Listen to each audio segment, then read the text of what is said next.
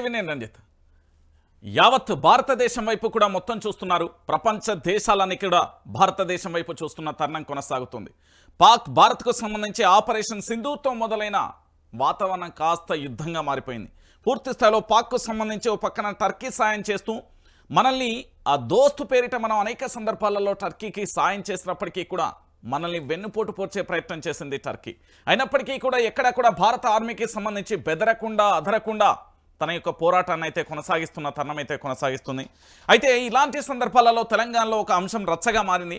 ఎందుకంటే తెలంగాణ రాష్ట్ర రాజకీయాలలో ఇప్పటి వరకు మీరు కని విని ఎరగని రీతిలో ఓ పక్కన భారత్కు పాకిస్తాన్కు సంబంధించిన యుద్ధం కొనసాగుతూనే ఉంది. కానీ మన కాడ మాత్రం మన ముఖ్యమంత్రి నిర్ణయాలు ఎంత ఘోరంగా ఉంటాయో ఒకసారి చూసే ప్రయత్నం అయితే చేద్దాం. ఒకసారి ఇక్కడ చూడండి. ఇవాల్టి నుంచి అందాల పోటీలు, మిస్ వరల్డ్ పోటీలకు సర్వం సిద్ధం, సామాన్యులకు వీక్షించే అవకాశం, విదేశీ ప్రసార మాధ్యమాలలో విస్తృత ప్రచారం, గచ్చిబౌలి ఇండోర్ స్టేడియంలో అట్టహాసంగా ప్రారంభం అంటూ కూడా చూస్తున్న తరుణం కనబడుతుంది. ఇక్కడ విశేషం ఏంటంటే ఒకసారి మీరు అందరూ కూడా చూడాలి. ఓ పక్కన అందాల పోటీలకు సంబంధించి ఇగో మిస్ వరల్డ్ పోటీలకు 5,000 మందితో భద్రత, హోటల్ వద్ద సాయుధ మహిళా పోలీసులు, ఆక్టోపస్ కమాండోలు, సీసీటీవీల నిఘా, multi agency command control centre, 3 అంచెల భద్రతా వలయంలో పోటీల నిర్వహణ అనుక్షణం పర్యవేక్షిస్తున్న పోలీసు ఉన్నతాధికారులు. నేటి నుంచే మిస్ వరల్డ్ 2025 పోటీలు, గచ్చిబౌలి ఇండోర్ స్టేడియంలో ప్రారంభ వేడుకలు, అందాల బామలు బిర్యానీ ఫలావులు పులుసులు వేపుడులు అడిగి మరీ తింటున్నారు. 100 మంది చెఫ్లు, 500 మంది సహాయకులు. మిస్ వరల్డ్ చెఫ్లతో ప్రత్యేకమైన అంశానికి సంబంధించి ఒకసారి చూసే ప్రయత్నం అయితే చూద్దాం. ఏంది అంటే రాష్ట్ర ప్రభుత్వం ప్రతిష్టాత్మకంగా నిర్వహిస్తున్న మిస్ వరల్డ్ 2025 పోటీలకు కట్టుదిట్టమైన భద్రతా ఏర్పాట్లు చేశారు. భారత్ పాక్ మధ్య నెలకొన్న ఉద్రిక్త వాతావరణ పరిస్థితుల నేపథ్యంలో సర్కార్ అప్రమత్తంగా వ్యవహరిస్తుంది. చీమ చిటుక్కుమన్నా తెలిసేలా పోలీస్ నిఘా వ్యవస్థ ఏర్పాటు చేశారు. మిస్ వరల్డ్ పోటీలలో పాల్గొనేందుకు 109 దేశాలకు చెందిన సుందరీమణులు రాష్ట్రానికి రావడంతో భద్రతా విషయంలో ఏమాత్రం రాజీ పడకుండా వ్యవహరిస్తున్నారు. 5,000 మందికి పైగా పోలీసులను ఈ పోటీల నిమిత్తం రంగంలోకి దించారు. వీరిలో అత్యధిక మంది కూడా సాయుధ పోలీసులే. పోటీల ప్రారంభ వేడుకల జరిగే గచ్చిబౌలి స్టేడియంతో పాటు అతిథులు బస చేసే ఉన్న హోటళ్ల వద్ద కూడా షార్ప్ షూటర్లను స్నైపర్లను మోహరించారు. ప్రపంచ సుందరి పోటీలకు హైదరాబాద్ హైటెక్ సిటీలోని ఓ స్టార్ హోటల్లో బస ఏర్పాటు చేశారు. ఆ హోటల్తో పాటు ఆ ప్రాంతం మొత్తం కూడా నిఘా వ్యవస్థ పటిష్టం చేశారు. హోటల్లో ఉండే సీసీటీవీలు, ట్రాఫిక్ సీసీ కెమెరాలు అన్నింటినీ కూడా నిత్యం పర్యవేక్షిస్తున్న పరిస్థితి కనబడుతుంది. ఇగో ఇది మన యొక్క ఘనత. ఎంత అద్భుతమైతే దేశమంతా ఒకవైపు చూస్తే, అన్ని రాష్ట్రాలు ఒకవైపు చూస్తే, మనం మాత్రం కుక్కతో ఒక వంకర అన్నట్టే ఉంటుంది మన కథ. ఎంత బాధాకరమైన విషయం అంటే ఇప్పటికే భారత్ పాక్ మధ్య ఉద్రిక్త పరిస్థితులు, యుద్ధ వాతావరణం నడుస్తూ ఉంటే ఇక్కడ హైదరాబాద్లో అందాల పోటీలట. హైదరాబాద్లో అందాల పోటీలు అంటూ రాష్ట్ర ముఖ్యమంత్రి గారు దాదాపుగా కొన్ని వేల రూపాయల ఖర్చు పెట్టి ఎత్తండి. 5,000 మందితో ఇక్కడ భద్రతా వలయంతో పాటు దాదాపుగా 200-300 కోట్లు పెట్టి చేస్తారు. దీనికి సంబంధించి ఒక్కసారి మనం లోతుగా చర్చిస్తే ఈ అందాల పోటీలను ఆపండి. ఓవైపు యుద్ధం జరుగుతూ ఉంటే అందాల పోటీలు పెట్టడం కరెక్ట్ కాదు. రాష్ట్రానికి చెడ్డ పేరు తీసుకురావద్దు. పరిపాలన చేత కాకపోతే రాజీనామా చేయండి. సైనికులకు సంఘీభావంగా తెలంగాణ జాగృతి ఆధ్వర్యంలో ర్యాలీ, వీరమరణం పొందిన జవాన్కు కవిత నివాళి అంటూ కూడా చూస్తున్న పరిస్థితి కనబడతాను. ఓ పక్కన పూర్తి స్థాయిలో కూడా ప్రపంచవ్యాప్తంగా కూడా అన్ని దేశాలు కూడా భారత్ వైపు చూస్తున్నాయి. భారత్ పాక్ మధ్య నెలకొన్న ఉద్రిక్తమైన పరిస్థితులు, దాంతోపాటు యుద్ధ వాతావరణం, దాంతోపాటు జరుగుతున్న పరిణామాలు, డ్రోన్లు, మిసైళ్ళు, దాంతోపాటు రకరకాలుగా భారత్ పాక్కు సంబంధించి యుద్ధం కొనసాగుతూనే ఉంది. మరి ఇలాంటి పరిస్థితులలో భారతదేశంలోని అన్ని రాష్ట్రాలలో దాదాపుగా కొన్ని రాష్ట్రాలలో ఏకంగా ఏ విధంగా కూడా రెడ్ అలర్ట్ ప్రకటించారో మనం ఇప్పటికే చూసాం. జమ్మూ కాశ్మీర్ కానీ, రాజస్థాన్ కానీ, హర్యానా కానీ, పంజాబ్ కానీ, ఏదైతే పాక్ భారత్కు మధ్య బార్డర్గా వ్యవహరిస్తున్న రాష్ట్రాలకు సంబంధించి ఇప్పటికే కట్టుదిట్టమైన ఏర్పాట్లు చేయడంతో పాటు అనేక రకాలుగా కూడా మనం పూర్తి స్థాయిలో కూడా ఒక భద్రతా వలయంతో పాటు అంటే భారత్ పాక్ మధ్య యుద్ధం కొనసాగుతూనే ఉంది. కానీ తెలంగాణ రాష్ట్రంలో మన ముఖ్యమంత్రి ఆధ్వర్యంలో, రాష్ట్ర ముఖ్యమంత్రి యనమల రేవంత్ రెడ్డి గారి సారథ్యంలో మాత్రం అందాల పోటీలకు సంబంధించిన ఏర్పాట్లు మాత్రం సర్వాంగ సుందరంగా సిద్ధమైన పరిస్థితి కనబడుతుంది. ఓ పక్కన జమ్మూ కాశ్మీర్ పరిస్థితి కళ్ళ ముంగట చూస్తున్నాం. దాంతోపాటు బార్డర్ పరిసర గ్రామాలకు సంబంధించి పాక్ ఏం చేస్తుందో చూస్తున్నాం. దాంతోపాటు జమ్మూ కాశ్మీర్ కానీ, రాజస్థాన్ కానీ, హర్యానా కానీ, పంజాబ్ కానీ నిన్న రాత్రి ఆఖరికి ఢిల్లీ మీద కూడా మిసైల్ వేసే ప్రయత్నం చేసిళ్ళు. దాని భారత ఆర్మీ భయంకరంగా కూడా తిప్పికొచ్చిన పరిస్థితి చూసాం. మరి ఇలాంటి పరిస్థితులలో, ఇంత ఉద్రిక్తమైన పరిస్థితులలో ఈరోజు అందాల పోటీలు అనేది అవసరమా?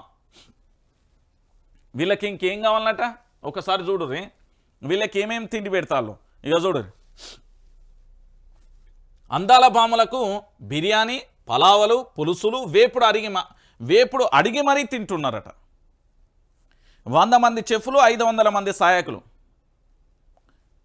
ఇక చూడురయ్యా, తెలంగాణ ప్రాంత ప్రజలారా, 200 కోట్ల నుండి 500 కోట్ల మధ్యలో ఈ పంచాయతీ. ఇప్పుడు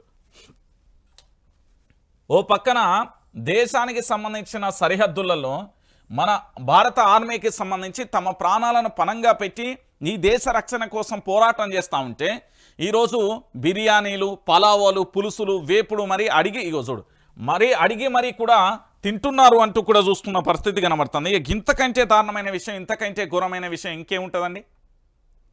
ఒకసారి మీరు అందరూ కూడా ఆలోచించండి. యావత్తు తెలంగాణ ప్రాంత ప్రజలందరూ కూడా, ప్రజలారా, ఈరోజు పూర్తి స్థాయిలో భారత్ పాక్కు సంబంధించిన యుద్ధ వాతావరణం, అక్కడ యుద్ధం కొనసాగుతూ ఉంటే హైదరాబాద్కు సంబంధించిన అందాల పోటీల కోసం దాదాపుగా సుమారుగా 200 కోట్ల రూపాయలు ఖర్చు చేయడంతో పాటు భారీ భద్రత, 5,000 మంది పోలీసులను పటిష్టమైన భద్రత ఏర్పాటు చేయడంతో పాటు వాళ్ళకు బిర్యానీలు, పులుసులు, వేపుడులు, పలావాలు ఇంకేమైనా ఉంటే తెచ్చిపెట్టరాదు. ఎంత దారుణమైన విషయం అండి ఇది. ఒకసారి మీరు అందరూ కూడా ఆలోచించాలి.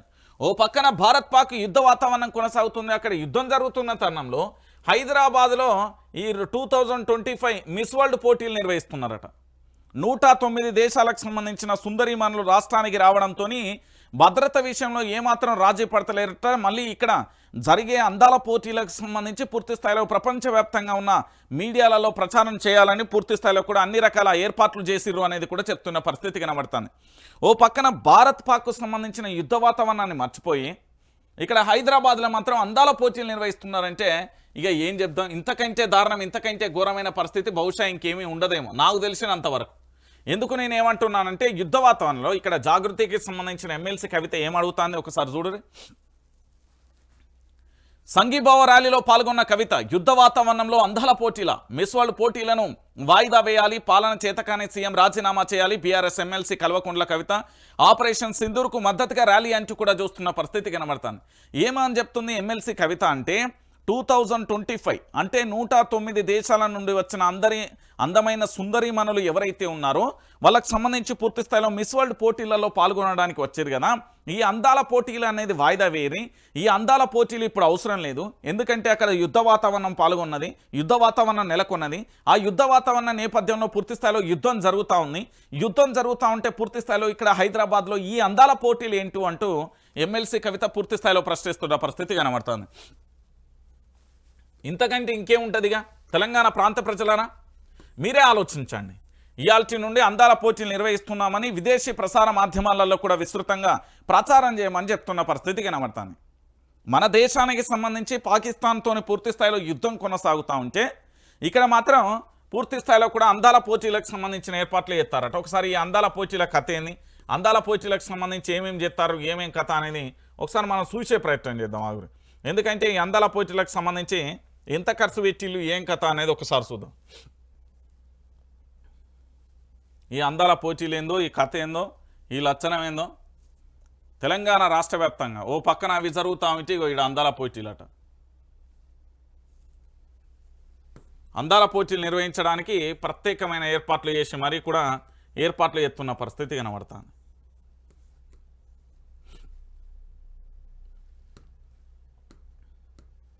అందాల పోటీలకు సంబంధించిన ఏర్పాట్లతో పాటుగా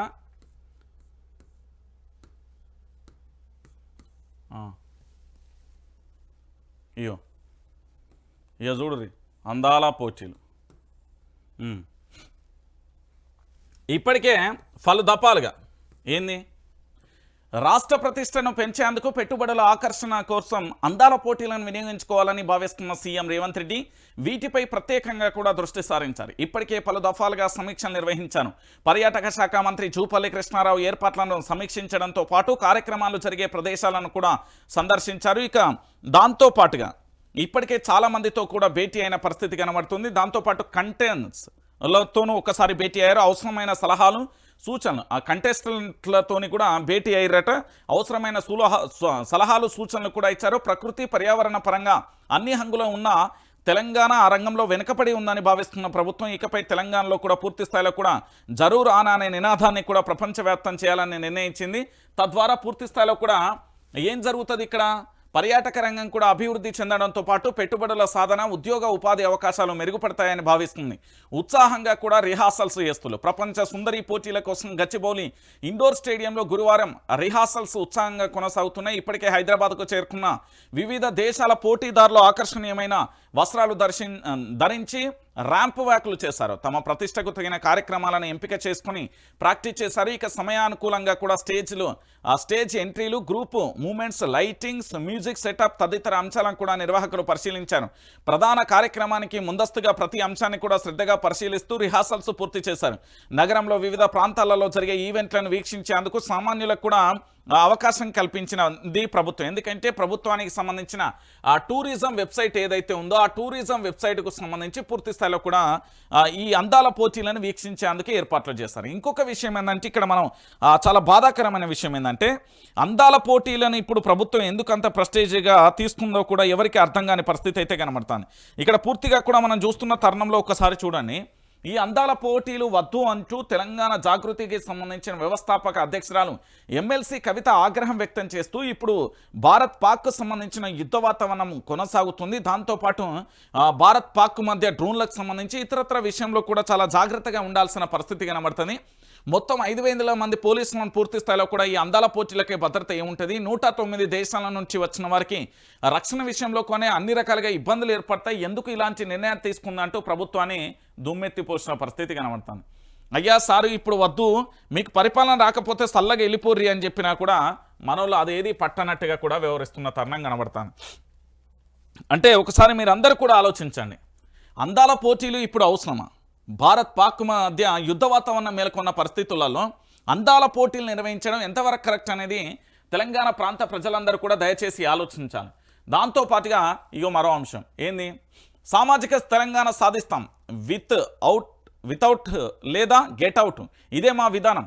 రాష్ట్రాన్ని 2020 మ్యాచ్లుగా మారుస్తాం. పెట్టుబడులకు రక్షణ కల్పిస్తేనే ఆర్థిక అభివృద్ధి, విద్య, వైద్యం, ఉపాధి మా ప్రాధాన్యత రంగాలు, ఇన్వెస్టర్లకు విశ్వాసం కల్పిస్తాం. బెంగళూరు మీడియా జూమ్ మీటింగ్లో సీఎం రేవంత్ రెడ్డి అంటూ కూడా చెప్పిన పరిస్థితి కనబడుతుంది. మొత్తానికి సామాజిక తెలంగాణ సాధిస్తామని సీఎం రేవంత్ రెడ్డి అన్నారు. వితౌట్ ఆర్ గెట్ అవుట్ అనే విధానంతో రాష్ట్రం ముందు వెళ్తుందని, పెట్టుబడులు రాబట్టేందుకు తెలంగాణ 2020 మ్యాచ్లా మారుస్తామని పేర్కొన్నారు. పెట్టుబడులకు రక్షణ కల్పిస్తేనే ఆర్థిక వృద్ధి జరుగుతుందని, ఇక విద్యా, వైద్యం, ఉపాధి అనేవి మా ప్రాధాన్యత రంగాలు అని అన్నారు. శుక్రవారం సాయంత్రం బెంగళూరులో ఒక మీడియా సంస్థ నిర్వహించిన కార్యక్రమంలో హైదరాబాద్ నుంచి జూమ్ మీటింగ్ ద్వారా సీఎం రేవంత్ రెడ్డి ప్రసంగించారు. ఒక కుటుంబం వ్యవసాయం మీదనే ఆధారపడవద్దని సూచించారు. ఇంట్లో ఒకరు వ్యవసాయం, ఒకరు ఉద్యోగం, మరొకరు వ్యాపారం చేస్తేనే కుటుంబం ఆర్థికంగా, సామాజికంగా బాగుపడుతుందని, నిలదొక్కుంటుందని ఆయన వివరించారు. తెలంగాణ రాష్ట్రంతో పాటు దేశంలోని చాలా రాష్ట్రాలు కూడా వ్యవసాయానికి పూర్తి స్థాయిలో ఆధారపడి ఉన్నాయంటూ కూడా చెప్పిన పరిస్థితి కనబడుతుంది. ఏం లేదు, బెంగళూరుకు సంబంధించిన మీడియా జూమ్ మీటింగ్లో సీఎం రేవంత్ రెడ్డి నిన్న పాల్గొని పూర్తి స్థాయిలో ఏం చెప్పిండు అంటే ఇక్కడ పూర్తిగా కూడా సామాజిక తెలంగాణ సాధిస్తాం ఈ నినాదం ఆల్రెడీ ఎమ్మెల్సీ కవిత మొన్ననే పంచాయతీ మొదలుపెట్టింది. ఎమ్మెల్సీ కవిత ఏమన్నది అంటే జాగృతికి సంబంధించిన వ్యవస్థాపక అధ్యక్షురాలు ఎమ్మెల్సీ కవిత పూర్తి స్థాయిలో మనం సామాజిక తెలంగాణ సాధించుకుందాం, అన్ని రంగాలకు సంబంధించి, సబ్బండ వర్గాలకు సంబంధించి అందరూ కూడా పూర్తి స్థాయిలో బాగుపడాలి అనే ఒక నినాదాన్ని పూర్తి స్థాయిలో ఎమ్మెల్సీ కవిత ఇచ్చింది. ఆ నినాదాన్ని పూర్తి స్థాయిలో కాపీ పేస్ట్ చేసి మనోడు ఏం చేసిందంటే సామాజిక తెలంగాణ సాధిస్తాం ఏంది వితౌట్ లేదా గెట్అవుట్ అనే ఇదే మా విధానం అంటూ కూడా చెప్పిన పరిస్థితి కనబడుతుంది. ఏంది అంటే ఇప్పుడు ఏదో ఒక నినాదం కావాలి. రాష్ట్ర వ్యాప్తంగా కూడా పరిపాలన మీద పూర్తి స్థాయిలో ప్రజలందరూ వ్యతిరేకంగా ఉండడం, అనేక వర్గాలు కూడా వ్యతిరేకతను చూపిస్తున్న తరుణంలో జరుగుతున్న పరిణామం ఏంటి అంటే ఇప్పటి వరకు మీరు ఎప్పుడు ఊహించని పరిణామాలు చోటు చేసుకుంటాయి. ఏంది అంటే సామాజిక తెలంగాణను సాధిస్తామని ఒక నినాదాన్ని అయితే ప్రజల్లోకి తీసుకెళ్లే ప్రయత్నం చేస్తున్నారు. ఎందుకంటే 6 గ్యారంటీలు అయిపోయినాయి, 13 అంశాలు అయిపోయినాయి, 420 హామీలు అయిపోయినాయి, అన్నీ కూడా అయిపోయిన పరిస్థితులలో ఇప్పుడు సామాజిక తెలంగాణ అనే కొత్త నినాదాన్ని ఏర్పరచుకొని సామాజిక తెలంగాణ అనే నినాదంతో ముందుకెళ్లే ప్రయత్నం చేస్తున్నాడు మన రేవంత్ రెడ్డి. అంతకు మించి ఏమీ లేదు. ఎందుకంటే పరిస్థితులు రాష్ట్ర పరిపాలనకు సంబంధించి ఏం జరుగుతుంది, ఏ సందర్భాలలో ఏమేం చేయాలి, ఎప్పుడెప్పుడు ఏం చేస్తే బాగుంటుంది, వాటన్నింటినీ పక్కన పెట్టి ఈరోజు పూర్తి స్థాయిలో కూడా ఏంది అంటే అవసరం లేని అంశాలని ముందటేయడం, ఇక్కడ జరుగుతున్న పరిణామాలన్నీ పక్కకు పెడుతున్న తరుణాలు చాలా స్పష్టంగా కూడా కనబడుతున్నాయి. అంటే రాష్ట్ర ముఖ్యమంత్రి హోదాలో సామాజిక తెలంగాణను సాధిద్దామని ఇప్పుడు అంటున్నాడు. ఎందుకంటే ఆల్రెడీ విపక్షం స్టార్ట్ చేసింది కాబట్టి ఆ విపక్షానికి సంబంధించి పూర్తి స్థాయిలో మళ్ళీ సమాధానం చెప్పాలి కాబట్టి వాటికి సమాధానం చెప్పలేక మన ముఖ్యమంత్రి కొత్త ఎజెండా మొదలుపెట్టిన పరిస్థితి కనబడుతుంది. ఇక ఇంకొక అంశాన్ని కూడా మనం చూద్దాం. ఏంది అంటే నేషనల్ డిఫెన్స్ ఫండ్కు 1 నెల జీతం విరాళం కాంగ్రెస్ ఎమ్మెల్యేలు ఎమ్మెల్సీలు ముందుకు అంచు కూడా చూస్తున్న పరిస్థితి కనబడుతుంది. ఇరు పార్టీల వారు కూడా రావాలనే సీఎం రేవంత్ రిక్వెస్ట్. ఒకరోజు జీతం విరాళం డిప్యూటీ కలెక్టర్ల అసోసియేషన్ హైదరాబాద్లో సైరన్ అలర్ట్ ఏర్పాటు చేయండి. హై లెవెల్ కమిటీలతో డిప్యూటీ సీఎం బట్టి విక్రమార్క అంటూ కూడా చూస్తున్న తరుణం కనబడుతుంది. అయితే ఇక్కడ ఒక విషయాన్ని ఇది హర్షించదగ్గ విషయం ఏంది అంటే నేషనల్ డిఫెన్స్ ఫండ్కు 1 నెల వేతనం విరాళం ఇవ్వడం మంచి పరిణామం. ఇంకొక విషయం ఏంటంటే చాలా సందర్భాలలో మీరు అందరూ వినే ఉంటారు, మీ అందరికీ తెలిసిన విషయమే, దాన్ని పెద్దగా చెప్పాల్సిన అవసరం కూడా లేదు. ఎందుకంటే యావత్తు తెలంగాణ రాష్ట్ర వ్యాప్తంగా కాంగ్రెస్ పార్టీకి సంబంధించిన నేతలకు ఎవరికి మైకిచ్చినా కూడా కాంగ్రెస్ పార్టీకి సంబంధించిన నేతలకు ఎవరికి మైకిచ్చినా కూడా పూర్తి స్థాయిలో తెలంగాణ అంటే అప్పులు అంటారు వాళ్ళు. మీ అందరికీ తెలిసిన విషయమే. తెలంగాణ రాష్ట్రం అంటేనే అప్పుల రాష్ట్రం అంటారు. అయితే ఇక్కడ మనం ఆలోచించాల్సిన విషయం ఏంటంటే ఈరోజు అంటే యుద్ధ వాతావరణం కొనసాగుతుంది, యుద్ధ పరిస్థితులు నడుస్తున్నాయి కాబట్టి పాక్ భారత్కు మధ్యలో మరి 1 నెల జీతం వాళ్ళకు విరాళంగా ఇస్తున్న పరిస్థితి కనబడుతుంది కదా. ఈ తెలంగాణలో అప్పుల రాష్ట్రంగా మారిపోయింది, ఈ తెలంగాణ అనేది పూర్తి స్థాయిలో అప్పుల రాష్ట్రం అయింది అనేది చాలా సందర్భాలలో మీరు మాట్లాడేది కదా. మరి మీ జీతాలను మొత్తానికి కూడా తెలంగాణ రాష్ట్రానికి సంబంధించిన ప్రభుత్వానికి ఇవ్వుర్రి. ఎవరొద్దంటారు మిమ్మల్ని? తెలంగాణ రాష్ట్ర ప్రభుత్వానికి ఇవ్వుర్రి, అయిపోతుంది కదా. తెలంగాణ రాష్ట్ర ప్రభుత్వానికి పూర్తి స్థాయిలో మీ జీతాలు కూడా ఇస్తే ఈ అప్పుల రాష్ట్రం మీకు జీతాలు ఎందుకు? మీరు ఆర్థికంగా పూర్తి స్థాయిలో కూడా అనేక పరిశ్రమలు వ్యాపారాలు పెట్టుకొని వచ్చినోళ్ళే కదా రాజకీయ నాయకులు. మీరేం పూర్తి స్థాయిలో కూడా అసలైతే ఉండడానికి ఇల్లు లేక తినడానికి తిండి లేక ఉద్యోగాలు లేక లేరు కదా. మీకు ఆల్రెడీ పూర్తి స్థాయిలో ప్రభుత్వానికి సంబంధించి ఎమ్మెల్యేలుగా ఎమ్మెల్సీలుగా ఎంపీలుగా దాంతోపాటు మంత్రులుగా దాంతోపాటు ముఖ్యమంత్రిగా పదవులు ఉన్నాయి కదా. మీరు కూడా ఈరోజు నేషనల్ డిఫెన్స్కు ఫండ్ ఏ విధంగా ఇచ్చిలో తెలంగాణ ప్రాంత ప్రజలకు కూడా మీ జీతాలన్నీ కూడా ఇవ్వరు. మీరు ఉన్న ఈ 5 సంవత్సరాల అధికారం ఏదైతే ఉంటుందో అధికారానికి సంబంధించి పూర్తిగా కూడా వాళ్ళకి ఇచ్చే ప్రయత్నం చేయరు. లొల్లొడుతుంది కదా, మొత్తం జీతాన్ని విరాళం ఇచ్చేయరు, అయిపోతుంది. అంతకు మించి మీరు చేసేది ఏముంటుంది? ఇంకా అంతకుమించి మీరు చేసేది ఏముండదు కదా. ఇక్కడ పూర్తి స్థాయిలో కూడా జరుగుతున్న ఈ అంశాలను చూస్తున్నాం. ఇక దాంతోపాటుగా ఇప్పుడు అసలు టాపిక్లోకి వెళ్దాం. ఎందుకంటే ప్రధానంగా కూడా 2 అంశాలు. ఒకటి అందాల పోటీని పూర్తి స్థాయిలో కూడా బంద్ పెట్టాలని ఎమ్మెల్సీ కవితకు సంబంధించి వాయిదా వేయాలని డిమాండ్ చేసిళ్ళు. కానీ ఆ వాయిదాలను పూర్తి స్థాయిలో వేయలేక ప్రభుత్వానికి సంబంధించి తన యొక్క నియంత పోకడ పోతూనే ఉన్నది. అది మనందరికీ తెలిసిన విషయమే. ఇక దాంతోపాటుగా ఇప్పుడు భారత్ పాక్ మధ్య అసలు ఏం జరుగుతుంది? భారత్ పాక్ మధ్య ఆపరేషన్ సింధూర్ పేరుతోని జమ్మూ కాశ్మీర్లోని పహల్గామ్ ప్రాంతంలో పూర్తి స్థాయిలో కూడా హిందూ ఆర్ ముస్లిం అంటూ మతాన్ని అడిగి దాంతోపాటు అక్కడ చాలామందిని కూడా మన భారత పౌరుల్ని చంపేసిన పరిస్థితి మనం చూస్తాం. సో ఈ ఉగ్రవాదులకు ఆశ్రయం ఇస్తున్న పాకిస్తాన్లోని 9 శిబిరాలు, ఆ 9 శిబిరాలకు సంబంధించి జైషే మహమ్మద్ కావచ్చు, లష్కర్ ఏ తోబా కావచ్చు, ముజాహిద్దీన్ కావచ్చు, ఇలా చెప్పుకుంటూ పోతే 9 స్థావరాల మీద భారత్ ఆపరేషన్ సింధూర్ పేరుతోని అటాక్ చేసింది. ఆపరేషన్ సింధూర్ పేరుతోని అటాక్ చేసిన తర్వాత పాక్కు సంబంధించి పిచ్చెక్కినంత పనైంది. పాకిస్తాన్ ఏం బీక్తుంది? ఏం బీకలేరాలు. ఇక ఏం చేయాలో అర్థం కాని పరిస్థితులలో పాకిస్తాన్కి సంబంధించి ఇక ఏదో ఒకటి చేయాలి. ఎట్లా చేయకపోతే మా ఇజ్జతి మాకనే పోబట్టే మా ఏంది పార్లమెంట్లో మాకాడ మా అసెంబ్లీల దగ్గర మా దగ్గరనే మా వాళ్ళే నన్ను దిట్టబట్టే అనేది అక్కడ ప్రధానమైన చర్చనీయాంశంగా మారుతున్న పరిస్థితి కనబడుతుంది. ఇలాంటి సందర్భాలలో ఆ దేశానికి సంబంధించిన ప్రధాని కూడా బంకర్లలో దాచుకున్న పరిస్థితి మనం చూసాం. సో ఇప్పుడు జరుగుతున్న పరిణామం ఏంటి? అక్కడ ఉగ్రవాద నిర్మూలన కోసం ప్రపంచవ్యాప్తంగా కూడా ఐక్యరాజ్యసమితి వేదికగా ఉగ్రవాద నిర్మూలన కోసం మేము పనిచేస్తాం, ఉగ్రవాదాన్ని తుదిముట్టిస్తాం, ఉగ్రవాదాన్ని అంతం చేయాలనే ఎపిసోడ్తోని ప్రపంచ దేశాలన్నీ కూడా ముందడుగేసినాయి. కానీ ఇక్కడ ఉగ్రవాదాన్ని పూర్తి స్థాయిలో ఏది నిర్మూలిస్తామని చెప్పిన దేశాలు ఈరోజు భారత్కు అన్నిటికీ కూడా భారత్కు సపోర్ట్గా ఉన్న పరిస్థితి కనబడుతుంది. అయితే ఇక్కడ ఒకసారి చూద్దాం. అయితే మనం చేసిన పని ఏంటి? భారతదేశానికి సంబంధించి చాలా గొప్ప విలువలు ఉన్నాయి. ఎందుకంటే మన దేశానికి సంబంధించి పూర్తి స్థాయిలో మీరు ఆలోచించండి. దాదాపుగా పాకిస్తాన్ కవ్వింపు చర్యలు చేయడం కానీ పాకిస్తాన్ అనేక సందర్భాలలో మన దేశానికి సంబంధించిన 600 మంది జవాన్లను పాకిస్తాన్ ఉగ్రమూకల చేతిలో బలైనప్పుడు కూడా మనం ఎలాంటి యుద్ధ వాతావరణం కోరుకోలే. దాంతోపాటు ఈ దేశానికి సంబంధించిన 350 మంది పౌరులు ఉరీ ఘటన కావచ్చు, పార్లమెంటు ఘటన కావచ్చు, దాంతోపాటు బాల్కోట్కు సంబంధించిన ఘటన, ఇట్లా చెప్పుకుంటూ పోతే చాలా సందర్భాలలో కూడా ఈ భారతదేశానికి సంబంధించిన 350 మంది పౌరులను కోల్పోయినా కూడా మనం యుద్ధ వాతావరణాన్ని కోలుకోలేం. కానీ ఈరోజు ఏం జరుగుతున్నది? హిందుత్వం అనగానే పూర్తి స్థాయిలో పాకిస్తాన్కు అంత విద్వేషం ఎందుకు? పాకిస్తాన్కు సంబంధించి మరి ఈ ఉగ్రమూకలు ఎందుకు చంపాయి అనే కోణంలో అక్కడ ఉన్న 9 ఉగ్రస్థావరాల మీద భారత్ దాడి చేసి ధ్వంసం చేసిన పరిస్థితి కనబడుతుంది. సో ఆ ధ్వంసం చేసిన తర్వాత ఒక్కసారిగా పిచ్చెక్కే ప్రయత్నం చేసింది దీనికి సంబంధించి. అయితే ఇక ఏం చేయాలి, ఏం కథ అనేది అర్థం కాని పరిస్థితి ఉన్నదో ఏమో. కానీ తెలంగాణ ప్రాంత ప్రజలందరికీ కూడా ఇప్పుడు పూర్తి స్థాయిలో కూడా మీరు చూస్తున్నారు ఏం జరుగుతున్నది, ఎట్లుంటున్నది, ఏం కథ అనేది కూడా మనం చూస్తున్నాం.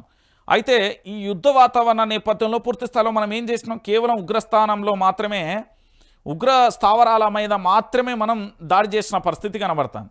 అయితే ఈ ఉగ్రస్థావరాల మీద మనం దాడి చేసిన తరుణంలో వాళ్లకు ప్రతీకార చర్యగా ఏదో ఒకటి చేయాలని ఏం చేస్తున్నారు, తెల్లవారుజామున తర్వాత జమ్మూ కాశ్మీర్కు సంబంధించి మనం ఎప్పుడైతే భారత్ పాకిస్తాన్ మీద అర్ధరాత్రి వేళ పాకిస్తాన్కు చుక్కలు చూపెట్టిందో అదే రివెంజ్ తెచ్చుకోవాలని అనుకున్నారు. కానీ విషయం ఏమైంది, వాళ్ళు ఎన్ని డ్రోన్లను చేసినా, ఎన్ని రకాలుగా ప్రయత్నాలు చేసినా మన భారతదేశానికి సంబంధించిన మిలిటరీ త్రివిధ దళాలు అత్యంత శక్తివంతంగా ఉన్నాయి.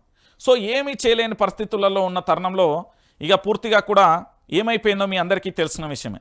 సో ఇలాంటి పరిస్థితులలో ఇంకా కూడా భారత్ కవ్వింపు చర్యలతో ఏం చేస్తుంది, అసలు ఈ పాకిస్తాన్కు సంబంధించి కవ్వింపు చర్యలు ఏం చేస్తుంది, భారత్ ఎలాంటి వ్యూహాలతో ముందుకెళ్తుంది, భారత్ పాకిస్తాన్కు సంబంధించి వాళ్ళను మనం యుద్ధం కోరుకుంటున్నామా, శాంతి కోరుకుంటున్నామా అనేది క్లియర్గా మనందరికీ కూడా తెలిసే ప్రయత్నం కనబడుతుంది. ఒకసారి పాకిస్తాన్కు సంబంధించిన దుర్మార్గానికి సాక్ష్యాలను ప్రపంచ దేశాలన్నీ కూడా చూడాలి. ఎందుకంటే ప్రపంచ దేశాలకు సంబంధించి ఆ రోజు మనం ఏదైతే పాకిస్తాన్లోని ఉగ్ర స్థావరాలైన ఆ 9 స్థావరాల మీద పూర్తి స్థాయిలో మనం దాడి చేశామో అప్పుడు ప్రపంచ దేశాలకు సంబంధించిన అన్ని దేశాలకు కూడా అక్కడ ఎవరైతే సలహాదారులు ఉంటారో వాళ్ళకి వివరించే ప్రయత్నం మనం చేశాం. కానీ ఈరోజు ఈ పాకిస్తాన్కు సంబంధించిన లఫుట్గాలు మన దేశం మీద ఏ విధంగా దుస్సహనానికి ఏంటంటే దుశ్చర్యకు దుర్మార్గానికి పాల్పడుతున్నారో ఒకసారి చూడండి. ఇది పూంచ్లోని గురుద్వార్ వద్ద సరిహద్దుకు సమీప ప్రాంతాలలో జనావాసాలు, ప్రార్థనా ఆలయాలు లక్ష్యంగా పాకిస్తాన్ దాడులకు తెగబడుతున్నది. పూంచ్లోని పాక్ జరిపిన దాడిలో దెబ్బతిన్న గురుద్వార్ పరిసర ప్రాంతాలను చూపిస్తున్న యువకులు అంటూ కూడా ఇక్కడ చూస్తున్న పరిస్థితి కనబడుతుంది. ఏంది, పాకిస్తాన్ భారత్కు మధ్య సరిహద్దు ప్రాంతానికి సంబంధించి ఇక దాంతోపాటు ఇది బారాముల్లా జిల్లాలోని యూరిలో పాక్ దాడులతో పూర్తిగా ధ్వంసమైన తన ఇంటిని పరిశీలిస్తున్న స్థానికుడు అంటూ కూడా ఇక్కడ మనం చూస్తున్న అంశాన్ని చూడొచ్చు. ఇది కాశ్మీర్కు సంబంధించి, ఇది పంజాబ్కు సంబంధించి హొరేషియార్పూర్కు సంబంధించి పాక్ ప్రయోగించిన ఒక క్షిపణి భారత స్థాయిని కూల్చడంతో దాని శకరాలు పంజాబ్లోని హిషోరియాపూర్కు సంబంధించిన ప్రాంతంలో పడిన దృశ్యాలు మనం చూస్తున్నాం. దాంతోపాటు పంజాబ్కి సంబంధించి బటిండాకు సంబంధించి కావచ్చు, ఇటు రాజస్థాన్ జైసల్మేర్కు సంబంధించి కావచ్చు, ఏంది అంటే ఆ క్షిపణికి సంబంధించిన శకలాలు పడ్డ దృశ్యాలకు సంబంధించి మనం చూస్తున్నాం. అంటే ఇక్కడ పూర్తిగా కూడా భారత్కు సంబంధించి విజయవంతంగా కూడా పాకిస్తాన్ చేసే ప్రతి కవ్వింపు చర్యను కూడా కూకటి వేళ్లతోనే పెకిలించి పడేసే ప్రయత్నం చేస్తుంది. సో ఇలాంటి సందర్భాలలో ఏమీ చేయలేని పరిస్థితులలో ఏం చేస్తుందంటే భారత్ పాక్కు సంబంధించిన సరిహద్దు గ్రామాలకు సంబంధించి టార్గెట్ చేసే ప్రయత్నం చేస్తుంది. అంటే ఏదో ఒకటి చేయాలనే ఒక పిచ్చితోని పాకిస్తాన్ చేస్తుంది తప్ప భారత్ మాత్రం పూర్తి స్థాయిలో ఉగ్రవాద నిర్మూలన కోసం మాత్రమే పూర్తి స్థాయిలో తన పోరాటాన్ని చేసిన పరిస్థితి కనబడుతుంది. అయితే అసలు ఏం జరిగింది అనేది ఒకసారి చూద్దాం. బరితెగించిన పాక్ పౌరులపై అటాక్ అంటూ కూడా చూడొచ్చు. ఎల్ఓసి వెంట పాక్ విచక్షణ రాహిత్య కాల్పులు, సరిహద్దు రాష్ట్రాలలో గ్రామాలపైకి మోటార్ షెల్స్ అంటూ కూడా చూడొచ్చు. దాడిలో సైనికులు సహా 2 పౌరుల దుర్మరణం. 3 రోజులలో 19కి చేరిన మృతుల సంఖ్య. పంజాబ్కు సంబంధించి ఫిరోజ్పూర్కు సంబంధించి 3కి తీవ్ర గాయాలు. సమర్థంగా దాడుల్ని తిప్పికొడుతున్న భారత సేన. ఢిల్లీలో త్రివిధ దళాధిపతులతో ప్రధాని మోదీ భేటీ అంటూ కూడా చూస్తున్న పరిస్థితి కనబడుతుంది. ఇక దాంతోపాటు టెరిటోరియల్ ఆర్మీ రెడీ చేయాలని కేంద్రం ఆదేశం. ఇక్కడ ఏంటంటే జనావాసాలే లక్ష్యంగా దాడులు తిప్పికొడుతున్న భారత్. భారత్ను నేరుగా ఎదుర్కొనే సత్తా లేక పాకిస్తాన్ దుర్మార్గానికి ఒడిగడుతున్నది. పౌరులు ఆవాసాలను ప్రార్థన ఆలయాలే లక్ష్యంగా దాడులకు తెగబడుతుంది. సరిహద్దు రాష్ట్రాలలోని గ్రామాలపైకి డ్రోన్లు క్షిపణులు ప్రయోగిస్తున్నారు. తాజాగా శుక్రవారం ఈ దాడులలో 3 మృతి చెందారు. దీంతో 3 రోజులలో పాక్ దురాఘాతానికి బలి అయిన వారి సంఖ్య 19కి చేరింది. ఇక శుక్రవారం రాత్రి కూడా పాక్ భూభాగం నుంచి వందలాది డ్రోన్లు భారత నగరాలే లక్ష్యంగా దూసుకువచ్చాయి. వాటిని ఎక్కడికెక్కడ మన సైన్యం కూల్చివేస్తుంది అంటూ కూడా మనం చూస్తున్న పరిణామం అయితే కనబడుతుంది.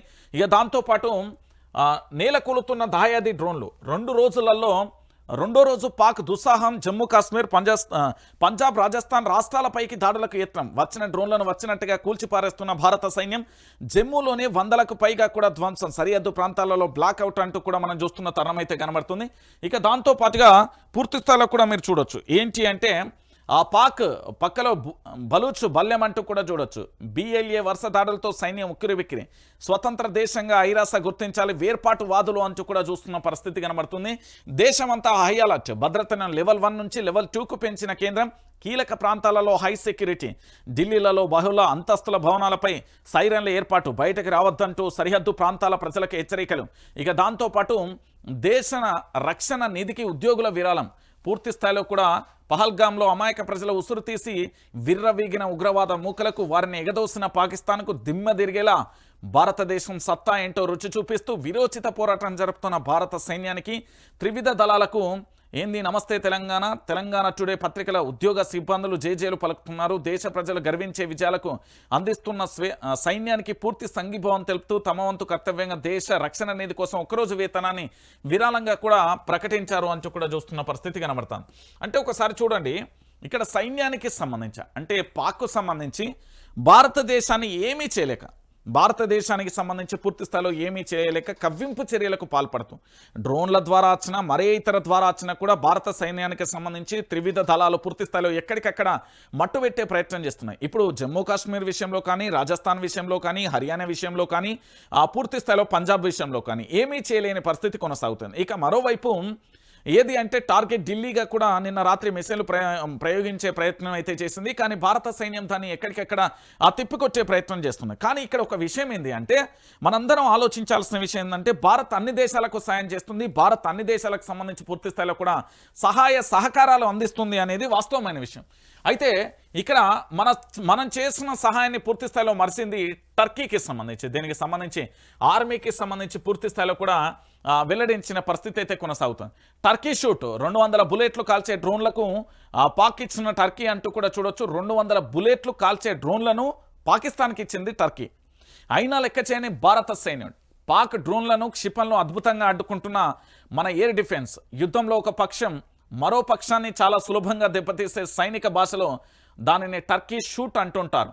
19వ శతాబ్దపు ప్రారంభంలో అమెరికాలో తుపాకులతో పాటు షూటింగ్ ప్రాక్టీస్ చేయడం కోసం టర్కీ పక్షుల్ని వాడేవారు. ఆ పక్షిని సులభంగా కాల్చినట్టుగా శత్రువుల పక్షులన్నీ అవలీలగా దెబ్బతీశారనే అర్థంలో ఈ ప్రయోగం వాడుకలో వచ్చింది. టర్కీ ఇప్పుడు తుర్కీ నుంచి దిగుమతి చేసుకున్న డ్రోన్లను వందల సంఖ్యలో భారత్పై గురిపెట్టిన పాక్ ఇప్పుడు ఇదే పరిస్థితి ఎదుర్కొంటున్న పరిస్థితి కనబడింది. తుపాకీతో కూడిన టర్కీ డ్రోన్లకు సంబంధించి కూడా మనం చూస్తున్నాం. ఏంది అంటే తుర్కేరియా డ్రోన్లను పాక్ క్షిపణులని భారత ఎయిర్ డిఫెన్స్ వ్యవస్థలు సులభంగా దెబ్బతీస్తున్నాయి. పాక్ ప్రయోగించిన 90% పైగా ఆయుధాలను గాలిలోనే అడ్డుకొని పేల్చివేయగలుగుతున్నాయి. అయితే భారత్లోని 15 నగరాల్లో సైనిక స్థావరాలపై గురువారం తెల్లవారుజామున పాక్ దాడులు చేసింది. తర్వాత మధ్యాహ్నం నుంచి జమ్మూ, ఉదంపూర్ వంటి అనేక చోట్ల కూడా భారత సైనిక పోస్టులపై చివరికి పౌర ఆవాసాలపై కూడా వరుసగా దాడులకు దిగింది. ఇందుకోసం పాక్ వివిధ రకాల డ్రోన్లను క్షిపణులను ప్రయోగించింది.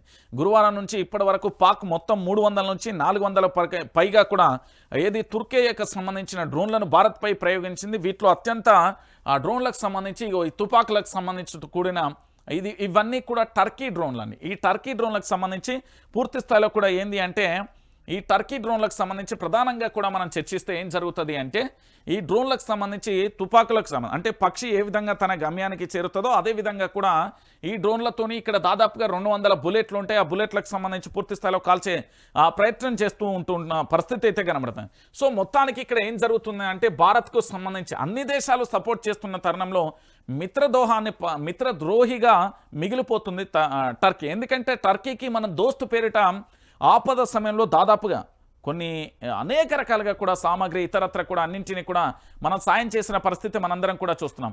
సో ఇలాంటి పరిస్థితులలో కూడా మనందరం కూడా చూడొచ్చు. సో ఇలాంటి ఆర్మీ ఇప్పటికే దీనికి సంబంధించి పూర్తి స్థాయిలో కూడా ఏమని చెప్పింది అంటే మిత్రద్రోహాన్ని టర్కీ అవలంబిస్తున్నది. మనం ఆపద సమయంలో దాదాపుగా టర్కీకి అనేక రకాలుగా కూడా సాయం చేస్తామని కూడా చూస్తున్న పరిస్థితి కనబడుతుంది. ఇక దాంతోపాటు భారత్ దాడులతో కరాచీ పోర్టు మొత్తం దెబ్బతింది. పోర్టు ట్రస్ట్కి సంబంధించి అధికారికంగా ఎక్స్లో పోస్ట్ చేసింది. తర్వాత మార్చి మరో పోస్ట్ చేసింది. తమ ఖాతా హ్యాక్ అయిందని, పోర్టు సురక్షితంగానే ఉందని వివరణ ఇచ్చింది. రుణాలతో ఆదుకోవాలని అంతర్జాతీయ భాగస్వాములకు పాక్ వినతిచ్చింది. ఎక్స్లో ఆ దేశ ఆర్థిక శాఖ ఖాతా హ్యాక్ అయిందని కూడా వెల్లడించిన పరిస్థితి అయితే ఇక్కడ చూస్తున్న పరిస్థితి అయితే కనబడుతుంది. సో మొత్తానికి పూర్తిగా కూడా చర్చలైతే కొనసాగుతున్న తరుణాన్ని ఒకసారి చూడొచ్చు. త్రివిధ దళాధిపతులకు సంబంధించి రక్షణ శాఖ మంత్రికి సంబంధించిన రాజ్నాథ్ సింగ్, అదేవిధంగా భద్రతా సలహాలతో ప్రధాని మోదీ సమావేశమవుతున్న తీరైతే ఇక్కడ చూడొచ్చు. ఏ పరిస్థితులనైనా ఎదుర్కోవడానికి సిద్ధంగా ఉండాలి. దేశ రాజధాని ఢిల్లీలో భద్రతా సిబ్బందికి ఢిల్లీలో భద్రత కట్టుదిట్టం, ఎయిర్ సైరన్లను ఏర్పాటు, మాక్ డ్రిల్ నిర్వహణ, పలు రాష్ట్రాలలో ప్రభుత్వ ఉద్యోగుల సెలవులు రద్దు, శత్రు దాడుల దృష్ట్యా రక్షణ చర్యలు చేపట్టాలి. రాష్ట్రాలు కేంద్రపాలిత ప్రాంతాలకు కేంద్రం ఆదేశం. దేశవ్యాప్తంగా ఆరోగ్య శాఖ సన్నద్ధతపై నడ్డా సమీక్ష.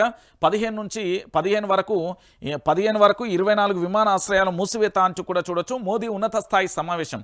త్రివిధ దళాధిపతులు రక్షణ శాఖ మంత్రి రాజ్నాథ్తో భేటీ అయిన మాజీ అధికారులతో చర్చలు, సరిహద్దులలో భద్రతపై ఆరా తీసే ప్రయత్నం అయితే చేస్తున్న పరిస్థితి అయితే కనబడుతుంది. అయితే దీంతో పాటుగా పూర్తి స్థాయిలో కూడా ఏం జరుగుతున్నది అనేది కూడా మనం ఒకసారి ఆలోచించాల్సిన పరిస్థితి కనబడుతుంది. యుద్ధం అయితే రానే వచ్చింది, యుద్ధం అయితే కొనసాగుతుంది. అయితే యుద్ధం కొనసాగుతున్న తరుణంలో మనం ఒక విచిత్రమైన వాతావరణాన్ని కూడా ఎదుర్కోవాల్సిన పరిస్థితి ఏర్పడుతుంది. ఆహార నిల్వలకు సంబంధించి చాలా ఇబ్బందికరమైన పరిస్థితులు అయితే ఏర్పడతాయి. సో ఆహార నిల్వలకు సంబంధించి కూడా కేంద్ర మంత్రిగా ప్రహ్లాద్ జోషి ఒక ప్రకటన అయితే చేసిలు. నిత్యావసరాలకు కొరత ఏమీ లేదు, దేశంలో అవసరానికి మించి ఆహార ధాన్యాలు కూడా నిల్వలో ఉన్నాయి, ఏమాత్రం ఆందోళన అవసరం లేదు, ధరలను ఎప్పటికప్పుడు పర్యవేక్షిస్తున్నాం, కృత్రిమ కొరత సృష్టించే వ్యాపారాలపై కఠిన చర్యలు తప్పవు, కేంద్ర ఆహార మంత్రి ప్రహ్లాద్ జోషి వెల్లడి. పాక్తో ఉద్రిక్తత నేపథ్యంలో పలుచోట్ల హడావిడిగా కొనుగోళ్లపై మంత్రి స్పందన అంటూ కూడా చూడొచ్చు. పెట్రోల్, డీజిల్, ఎల్పీజీ నిల్వలు సరిపడా ఉన్నాయన్న చుమరు కంపెనీలు అంటూ కూడా ఇక్కడ మనం చూస్తున్న పరిస్థితి అయితే కొనసాగుతుంది. సో మొత్తానికి ఆహార నిల్వల విషయంలో కూడా పూర్తి స్థాయిలో కూడా ఇప్పుడు వ్యాపారాలకు దొరికిందే టైంగా పూర్తి స్థాయిలో కృత్రిమ కొరత సృష్టించే అవకాశం ఉంటుంది. కాబట్టి ఆ కృత్రిమ కొరత సృష్టించే వ్యాపారాల మీద పూర్తి స్థాయిలో కూడా చర్యలు తీసుకుంటామంటూ కూడా చెప్తున్న పరిస్థితి అయితే కనబడుతుంది. దానికి సంబంధించిన అంశాన్ని కూడా మనం చూస్తాం. అంటే నిత్యావసరాలకు ఎలాంటి కొరత లేదు అంటూ కూడా చాలా క్లారిటీగా కూడా చెప్తున్న తరుణం అయితే కొనసాగుతుంది. ఇక దాంతో పాటుగా పూర్తి స్థాయిలో కూడా జరుగుతున్న పరిణామాలకు సంబంధించి ఏమేమి జరుగుతుందో ఎట్లెట్లున్నాయో కూడా మనం చూస్తున్న తరుణం అయితే కనబడుతుంది. అంటే పూర్తిగా కూడా ఇక్కడ భారత్ పాక్ మధ్య యుద్ధ వాతావరణ నేపథ్యంలో ఆహార విషయంలో కానీ మరే విషయంలో కూడా ఎలాంటి ఇబ్బందులు ఎదురవ్వకుండా కూడా పూర్తి స్థాయిలో కూడా చూస్తున్న తరుణాలు అయితే మనం చూస్తున్నాం. అంటే యుద్ధ వాతావరణ నేపథ్యంలో కొంతమంది కృత్రిమ కొరత సృష్టించే ఆహార నిల్వల విషయంలో కానీ ఆహార విషయంలో కానీ చాలా రకాలుగా కూడా అంటే కొరతలు సృష్టించి ధరలను పెంచే ప్రయత్నం అయితే చేస్తా, అలాంటిది ఏదీ లేదు, అలాంటి వారిపై చర్యలు అయితే తప్పవంటూ కూడా చెప్తున్న తరుణం అయితే కనబడుతుంది. దానికి సంబంధించి అయితే మనం చూసే ప్రయత్నం చేస్తున్నాం.